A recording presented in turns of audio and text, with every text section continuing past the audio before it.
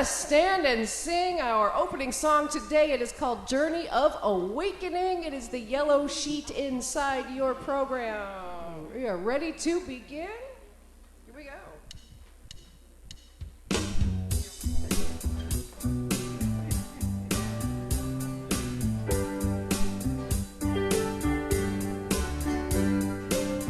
Everybody sing praise, praise, praise, praise, praise for the journey of awakening. Everybody sing praise, praise, praise, praise, praise for the journey of awakening.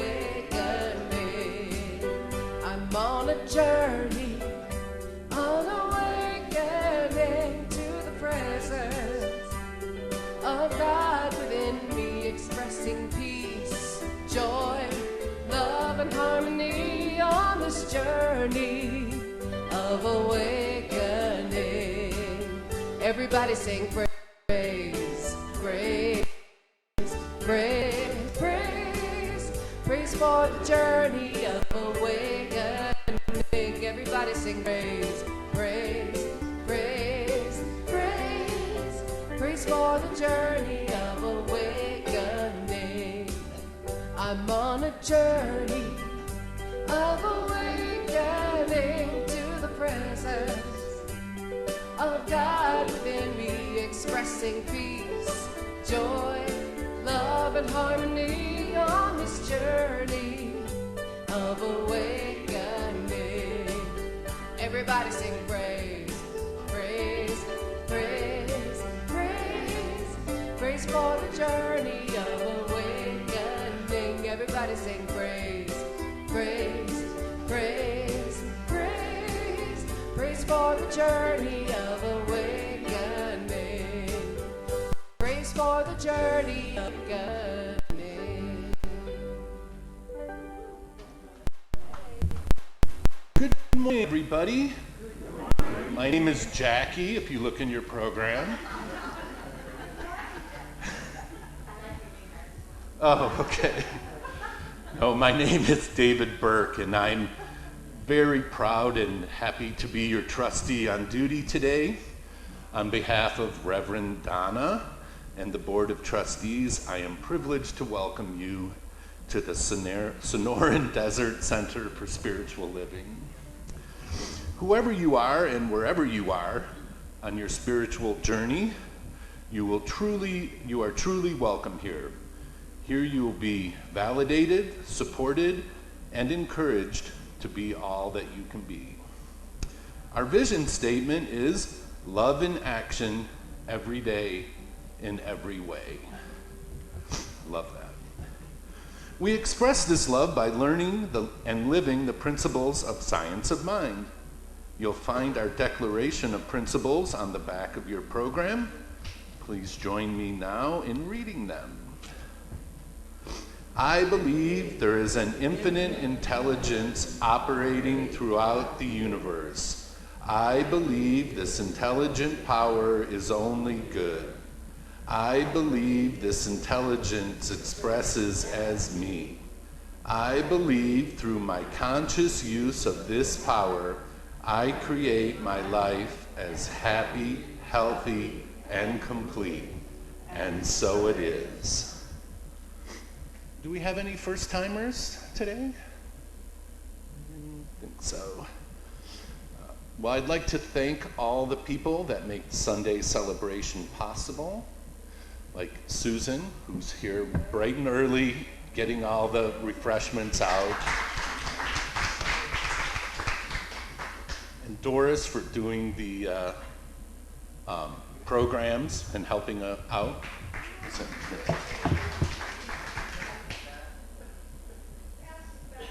Oh, yes.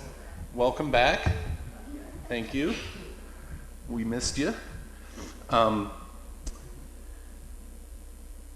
especially all the people who are here every week. And we appreciate you and love that you like it here so much, like I do. Please direct your attention now to the announcements that are in your bulletin. If you are watching online, please visit cslaz.org for our announcements and our calendar of events.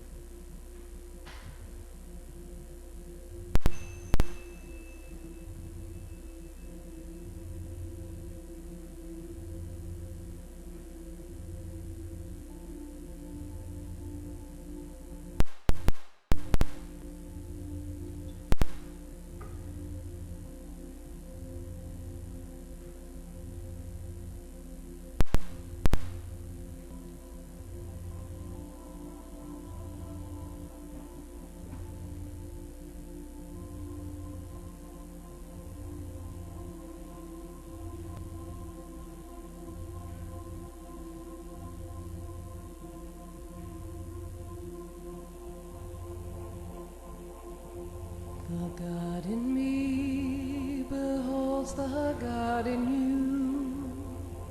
It is all for our greatest and highest good. The God in me beholds the God in you. And you and I are one. Namaste. The God in me beholds the God in you.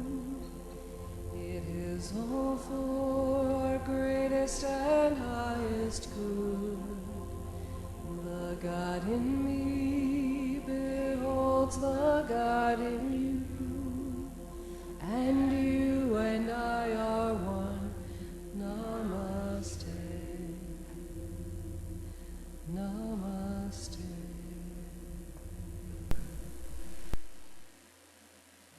Here I am again. Thank you.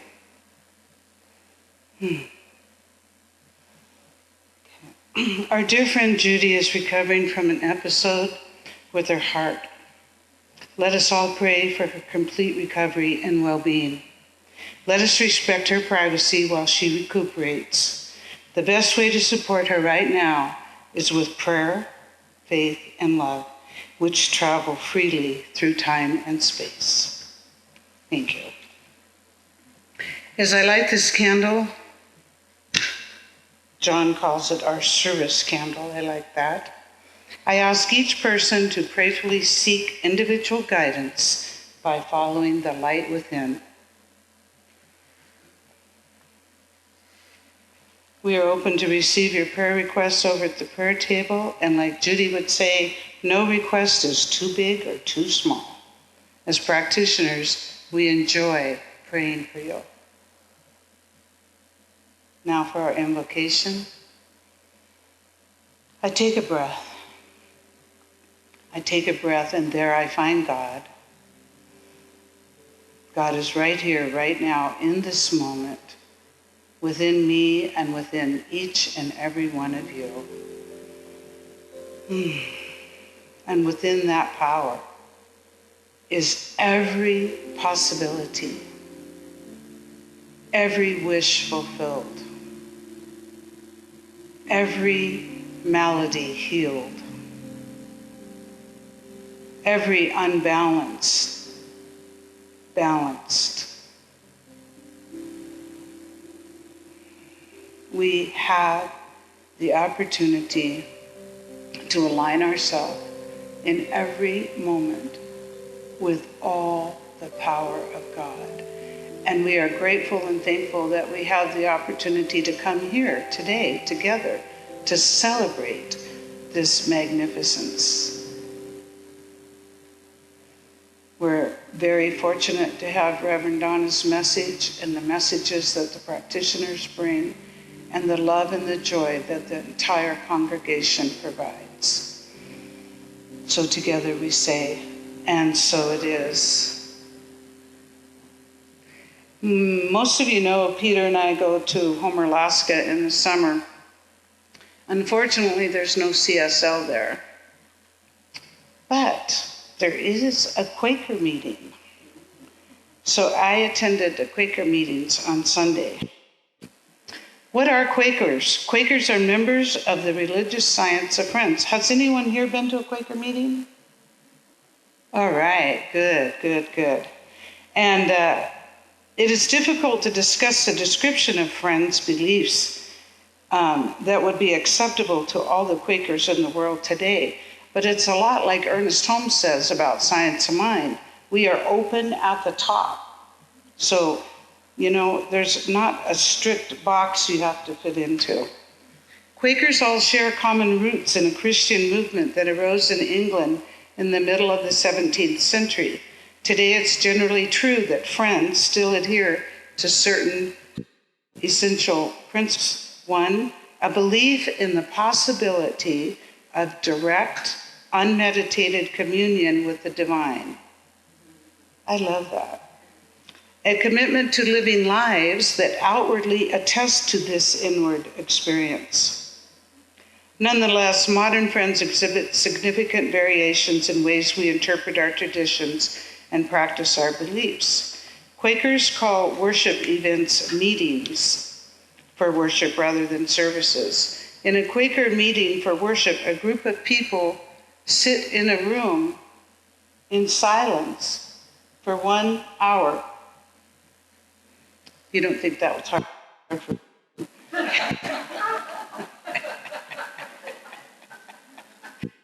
From time to time, someone may speak briefly, but sometimes the entire hour may pass without a word being spoken. Everyone is welcome to a Quaker meeting. Their worship together is through both expectant silence and spoken words. There is no prescribed program of worship.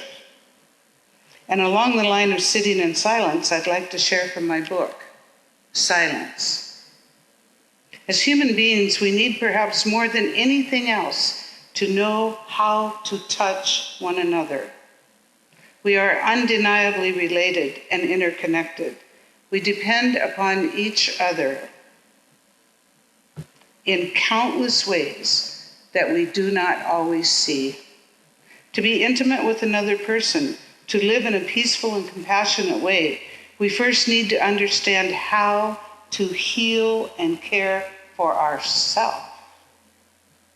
It is our relationship with ourselves that is the foundation of every other relationship in our life. Here we begin the lessons of kindness rather than harshness. Within our relationship with ourselves, we learn how to be the cause of healing and not of harm. Within the world of our own heart, body, and mind, we learn a generosity of spirit, trust, and sensitivity that we can bring to every relationship in our life. Alienated from ourselves, we will always be prone to loneliness. Learning the richness and ease of aloneness, we discover what it means to be whole, all one. Genuine connectedness is not born of glancing encounters with the multitude of people in our life, but through our capacity to enter into each moment and each relationship with openness, trust, and generosity. Silence appears dangerous territory only so long as it remains a stranger to us. It appears threatening only from a distance. We fear it only as long as we fear knowing ourselves. Taking our tentative steps into silence, we learn that we can befriend it and befriend ourselves. It teaches us to listen to our inner intuition, to see ourselves with new eyes, and to enter into our life with a profound receptivity. We learn to embrace silence. We come to understand that, in truth, we have always been embraced by silence. It is the gateway we enter to find true depth, intimacy, and wisdom. Namaste.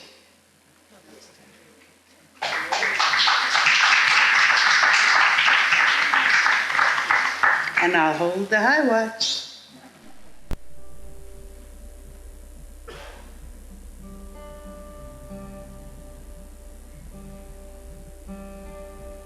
Do you ever feel like you don't belong? There's a lot of belonging here, and it's interesting.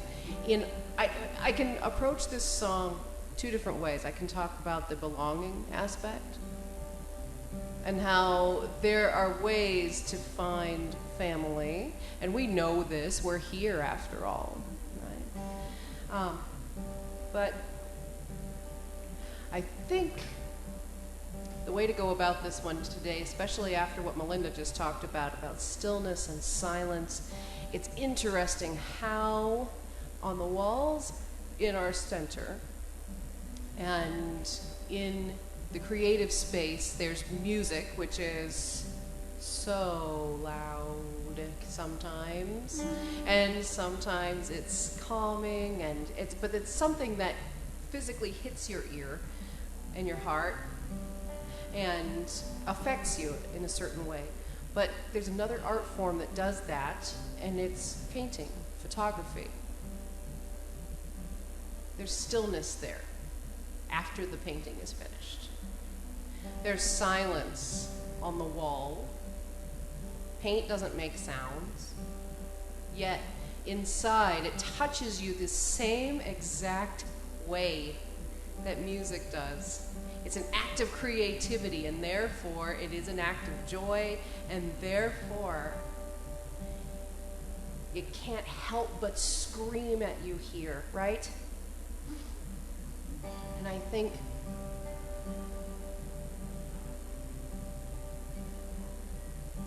all acts of creativity touch us there if we sit stilly and listen.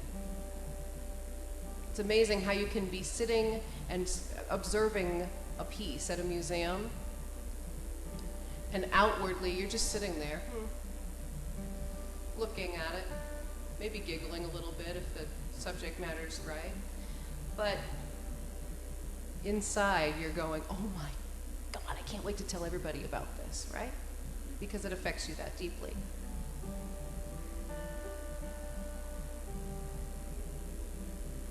I think one of the impressionist artists that does that so well was Vincent van Gogh, one of my personal favorites.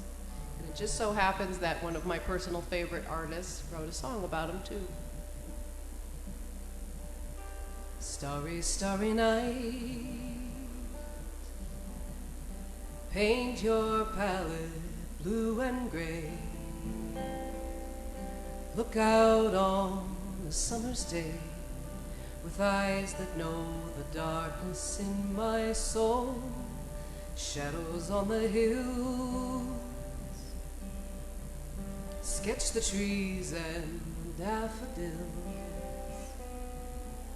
Catch the breeze and winter chills in colors on the snowy linen land. Now I understand what you tried to say to me, how you suffered for your sanity, how you tried to set them free. They would not listen, they did not know how. Perhaps they'll listen now.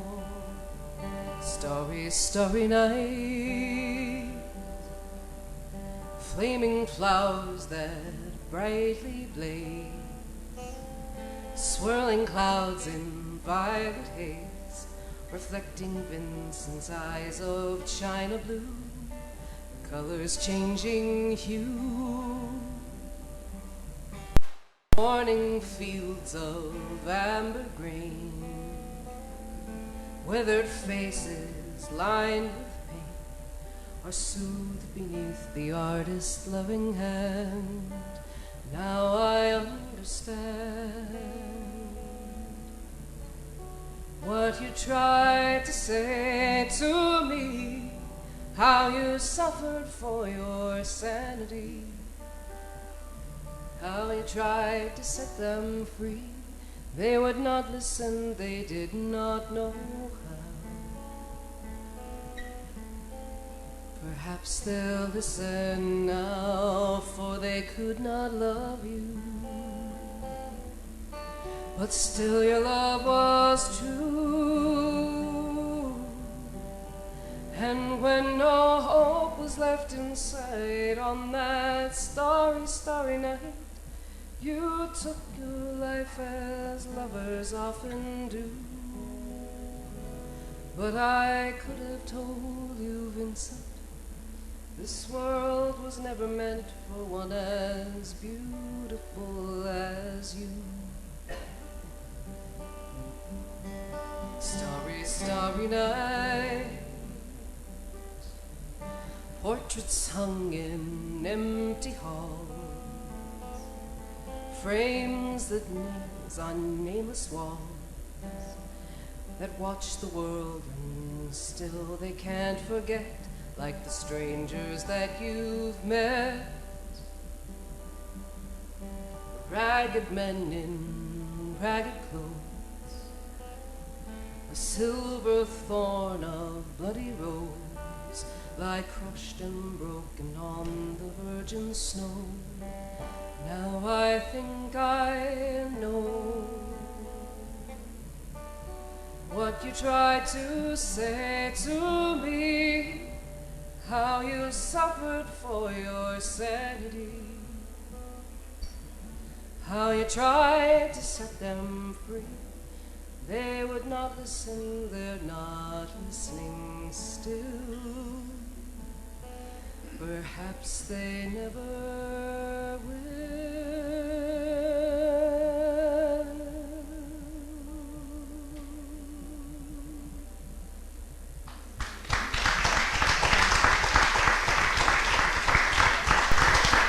Let's see. Good morning. Our topic today is via Creativa, which is the path of expression. 13th century mystic Meister Eckhart spoke of the four paths of the spiritual life. So we're exploring each one for the next this is the third week.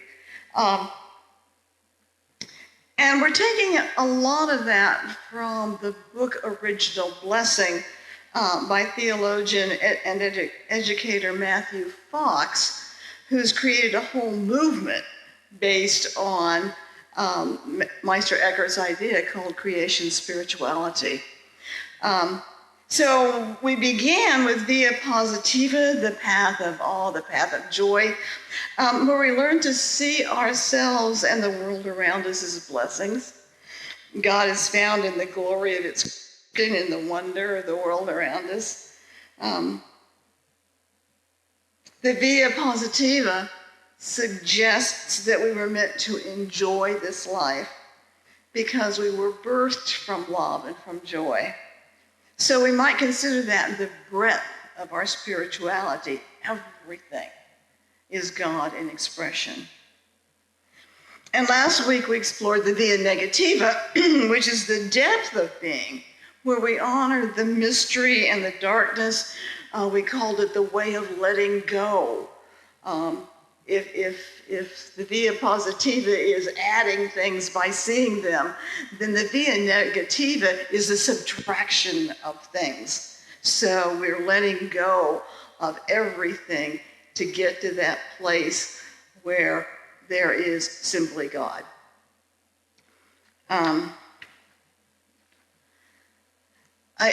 Matthew Fox says that it is the intertwining of the Via Positiva and the Via Negativa that allows us to enter into the Via Creativa, so that we get to the Via Creativa by the intertwining of the Positiva and Negativa.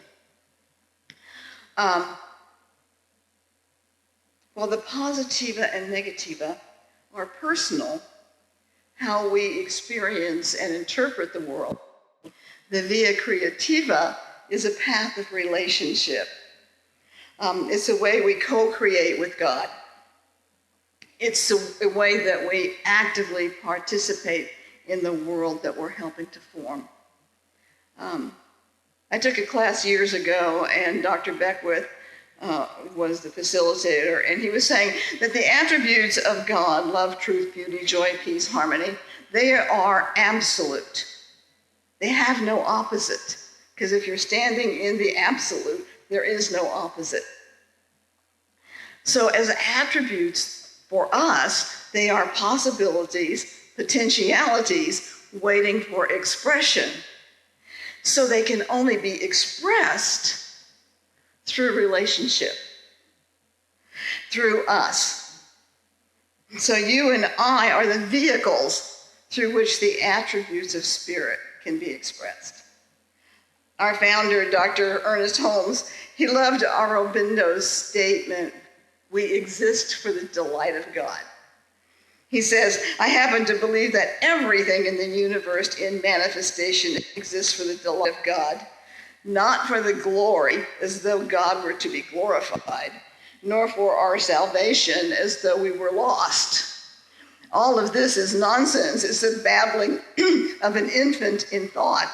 The universe exists for the delight of its creator, that it shall behold itself in its own works, know its beauty in that which is beautiful, and in us, I believe, behold its beloved son and daughter in whom it is well pleased." So God can't know what's going on without us, because we're the vehicle that God gets to know itself.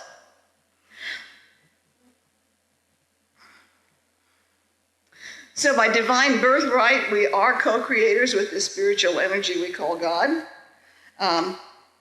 We're all artists, each having been given a wonderful canvas called life, and the paintbrush of our imagination as our artist's tool.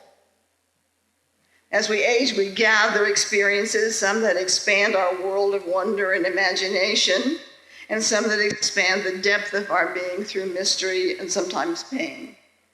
It is the breadth and depth of our experiences that form our canvas, and what we paint on it is our interpretation of those experiences that give meaning and purpose to our life.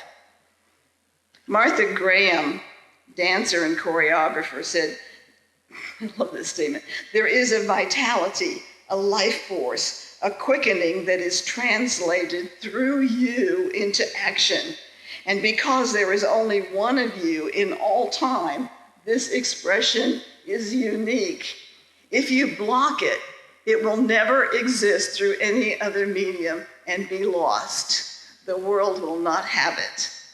It is not your business to determine how good it is, nor how valuable it is, nor how it compares with other expressions. It is your business to keep it yours, clearly and directly, to keep that channel open." You know, we're all budding.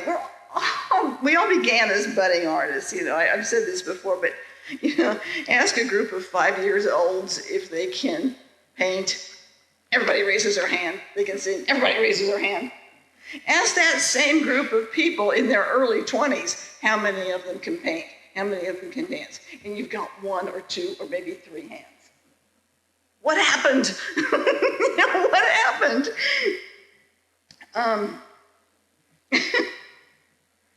So we stifle ourselves as we age. We start comparing, and then we come up short. So okay, you know, we've got an incredible writing group, and there are some people that won't come because I don't know how to write. I'll be embarrassed. And it's like, for one thing, you don't have to share anything you write, but on the other hand, you get a chance. One of the assignments was to say, which would you rather be in the dishwasher? A glass at the top, or a fork in the utility part, you know? Which would you rather be? Who would ever write about that? But it's an incredible experience to bring your mind out of that set position that we've been in and experience just how, thank you, Kay, just to experience how fun just stepping out of that box can be. When my son was about 6, a neighbor came to me and said, "Your son's a liar. He said he could ice skate, but he's never been ice skating." After she left, I confronted my son. "Mrs. Barnes said you told her that you could ice skate." "That's right, Mom." And he turned back to his Legos. At that moment, I realized that his response to, "If I've never done it before, of course I can." What's ours? "If I've never done it before, I can't do it." That's the difference between those 5-year-olds and those 20-year-olds. My son was not lying. He was giving an honest answer according to his understanding and interpretation. So if you and I want to be that delighted God, if we want to experience the joy, beauty, and love that is our divine inheritance, we need to return to that authentic place of childlike wonder. Need to see ourselves as artists, recapture our creativity, see ourselves as co-creators with that divine energy so that we can express the authenticity of who we are. We could give ourselves and the world no greater gift. There's a beautiful line in the song, The Rose, and it says, "It's the heart afraid of breaking that never learns to dance. It's the dream afraid of waking that never takes the chance." How many of us can count that as part of our life? I never took the chance. I never took the chance. So children don't have the fears we have. That's why they can raise their hand and say yes to their own creativity. And as adults, if we learn to walk through those fears of being hurt, of being judged, of being less than, then we can learn to dance to our art's music, and we can dream big dreams, no matter what our outer limitations might be.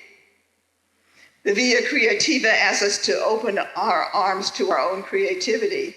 Matthew Fox says, "The artist in each of us needs to be let out of the closet.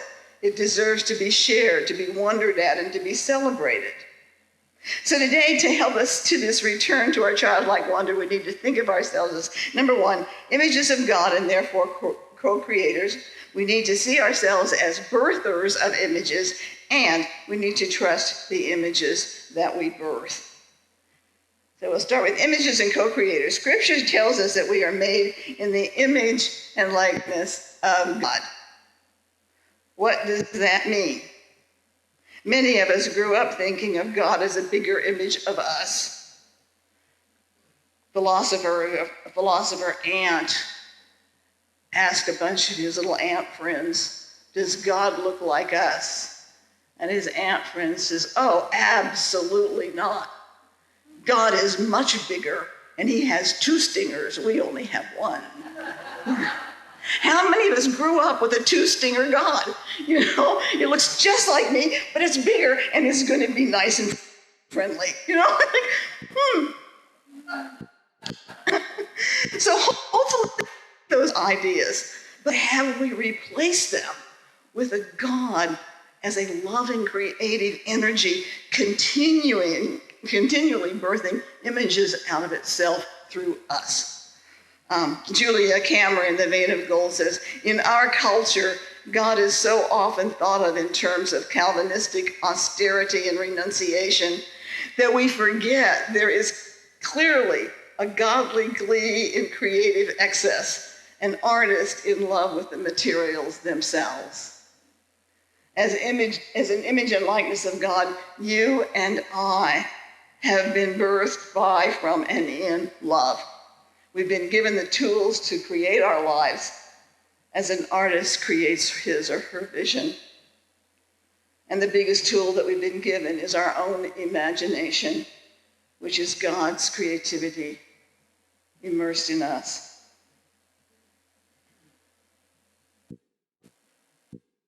In our own imagination, then we need to see our world as we want it to be, not necessarily as it appears to be. And this is where the birthing process begins. As a child is conceived in and resides in the womb until ready to be born, we nurture those images inside, those ideas that call forth the highest and best good in us. We become birthers of images. And we find them being birthed in a myriad of ways. You know, the vision statement that we repeat every Sunday, love in action every day in every way, that was birthed from a 2-day co-creation process that we did way back in May of 2006. And in that 2-day process, we cried together, we healed together, we found things in us that we needed to express together. And out of that came our vision and our spiritual intentions. And I think that is what has kept our center both spirit-driven and spirit-sustained. And that's how the creative process works. It works for groups, it works for individuals. If we hold the highest vision in our imagination of what we want to birth, and if we don't allow fear to taint that vision, then we will have the power of the universe behind us. We'll find things starting to unfold, and often in ways that appear to be miraculous. You know, how would we know that this would happen? It just comes out of left field. You know, I like to call God my left field God, because it seems like if I'm really praying for something, it's going to come out of left field. It's never going to come out of the way that I have decided it's going to come. You know? So that's the birthing of the image, and then to trust the images, to trust them. And the Via Creativa experience moves faith out of the theoretical and into the personal. It calls us to action, to take that leap of faith, to step out of our comfort zone and take a risk. I was a fork, not a glass.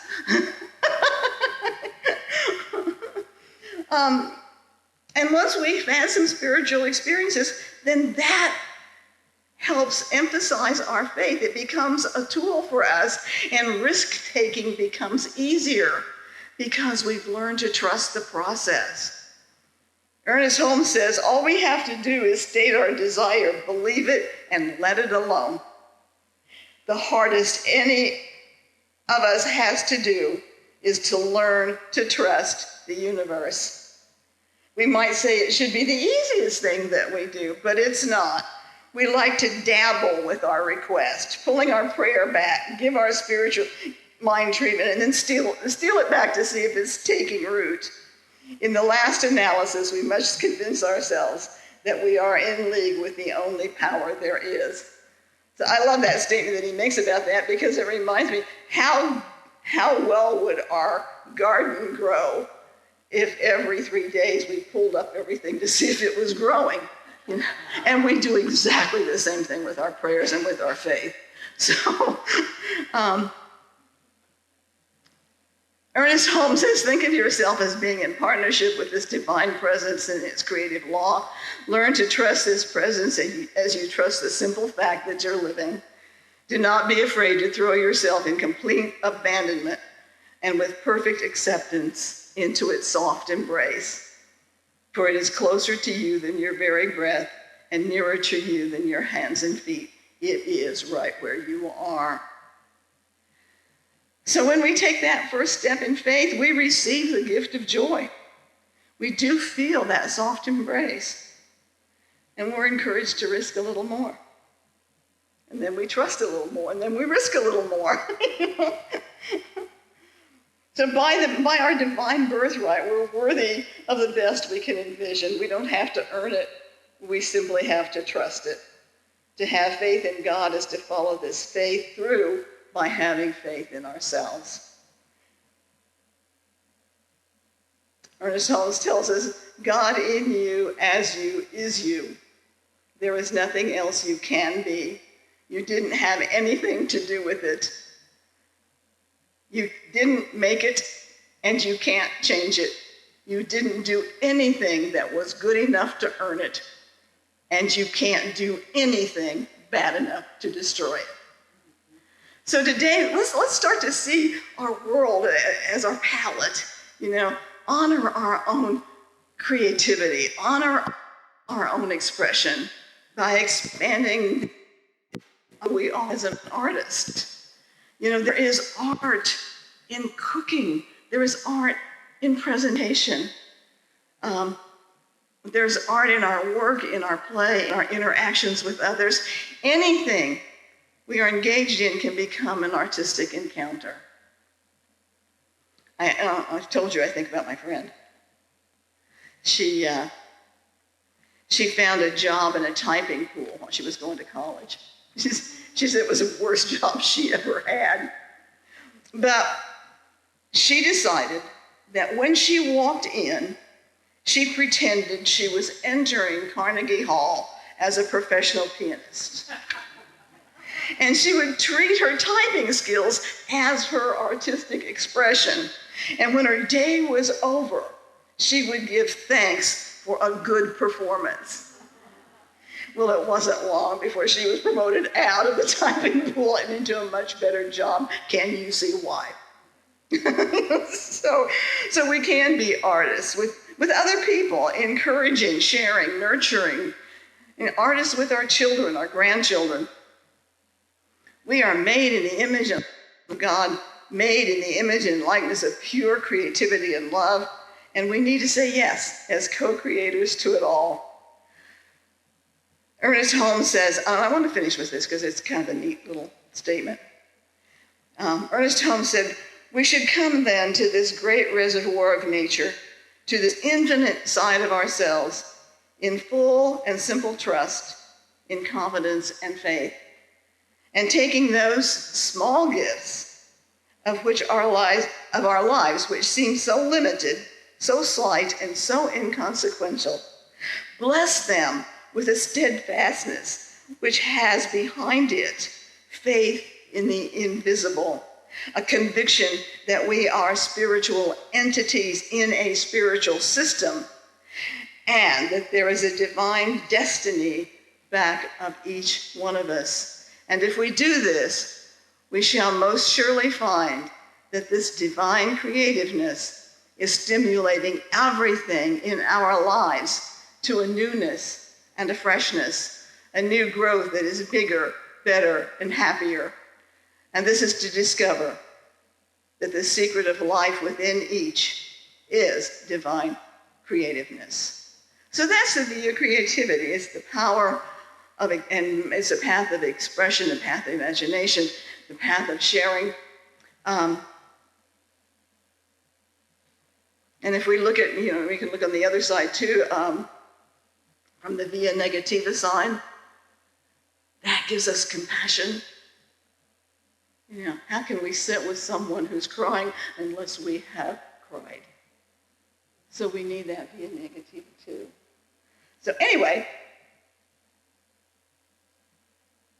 this is God coming to know who God is through us, and it's each one of us existing for the delight of God. Thank you. Namaste.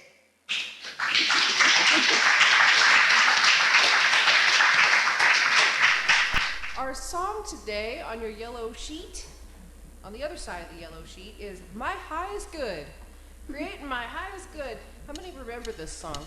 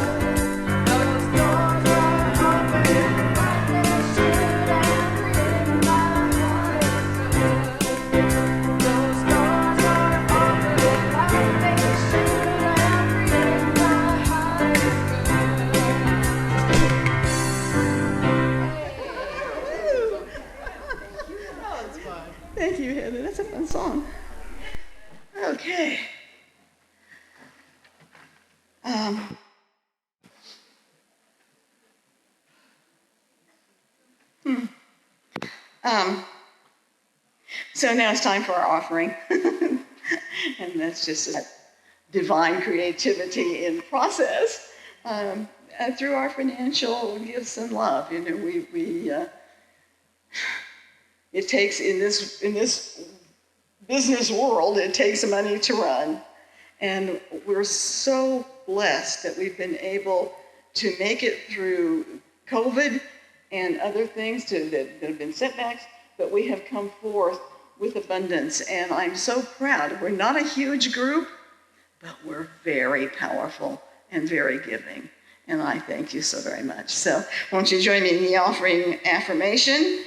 My gift goes forth to heal, prosper, and bless all that it touches. It is evidence of my conviction that God is the source and substance of my supply. I share generously of my good, knowing that it returns to me, multiplied abundantly, and so it is.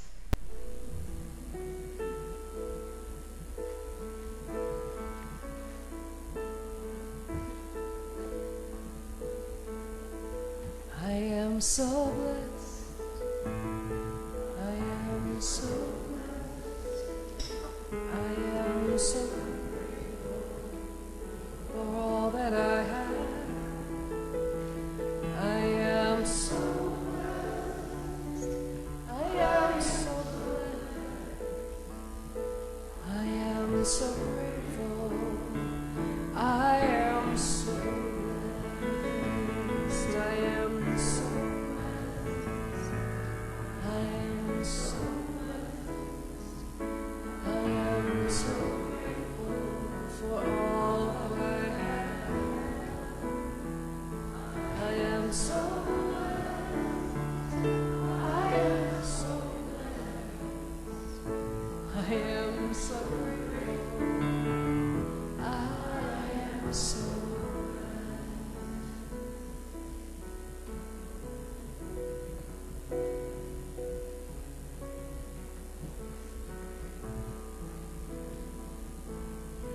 Thank you.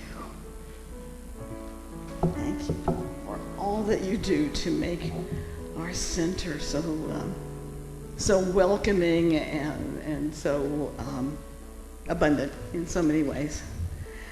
So let's close this portion out in prayer. I get some goodies. Go shop. Practitioners have a meeting today, and so we're busy. Okay.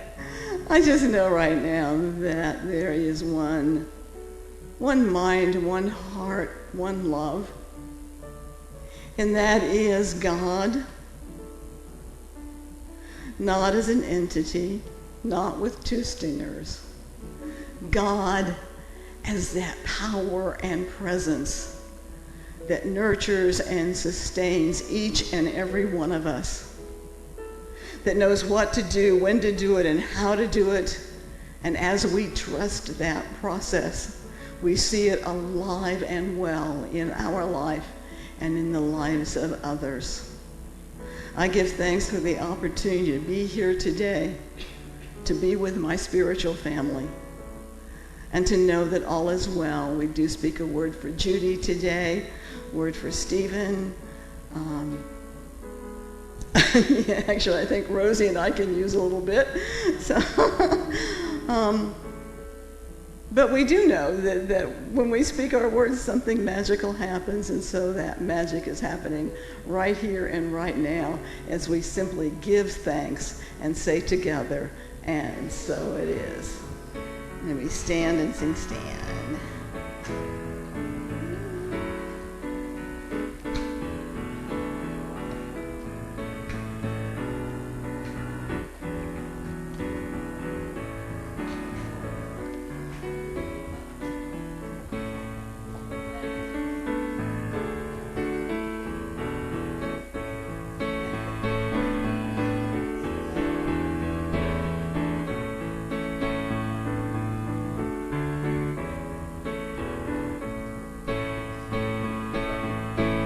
So let there be peace stand for peace, let there be love. I am a stand for love, let there be joy. I am a stand